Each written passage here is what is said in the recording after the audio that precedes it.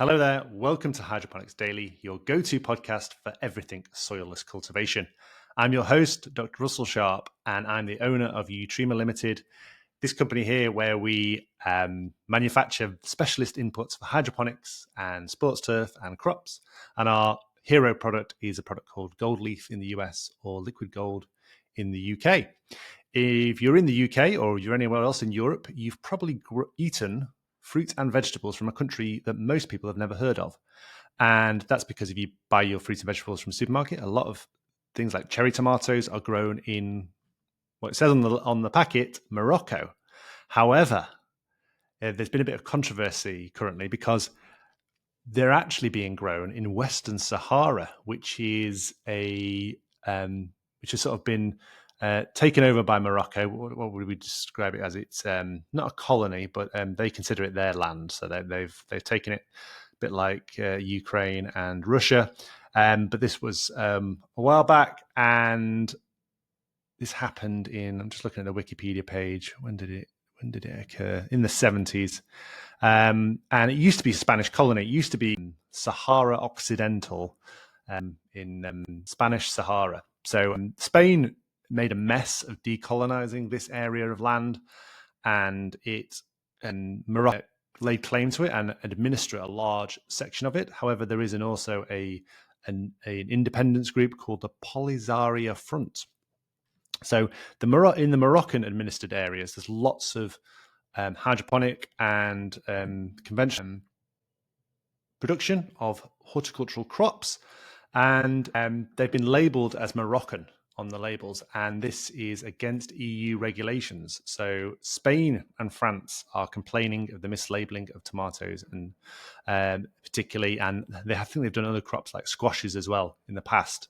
So it's a bit of a strange one, really, because if I was Spain, I wouldn't be causing too much of an issue here because they messed up decolonizing it, and there's lots of this sporadic fighting and things like this, I think, involved, and human rights issues and things like this. So really not really worth fighting over some cherry tomatoes. There is issue with tomatoes and other horticultural crops that come in from Morocco being destroyed by French and Spanish farmers when they get imported, because obviously free trade is only good when it benefits you, not when it benefits other people.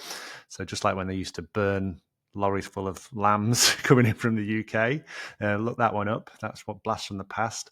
They didn't like the competition, I think it is, when it comes to Saharan and Moroccan tomatoes. So it's an interesting one. Obviously, a lot of tomatoes are grown in Almeria, down in Spain, the southernmost tip. But there are also burgeoning horticultural trade in Morocco. Lots and lots of blueberries are grown in Morocco. Lots of samphire, as I've talked about in the past, that's grown in Morocco. But how do you know whether it's grown in Western Sahara or Morocco? At the moment, you don't. Basically, I think the European Union is just going to put lots of fines in, and that seems to be where they tend to operate. There are also Spanish enclaves on the top of Morocco. Ceuta, I think that's one. That's where all the illegal immigrants rush the border. Hundreds of thousands of illegal immigrants get into Europe that way.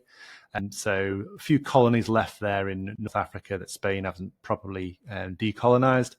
And they have a go at us, the British, for Gibraltar, but they've got a lot more colonies up there if you look into it, and causes a lot of problems like this one. So it's controversial one. How do we know where our food is coming from? How do we know it's being grown if it's being mislabeled?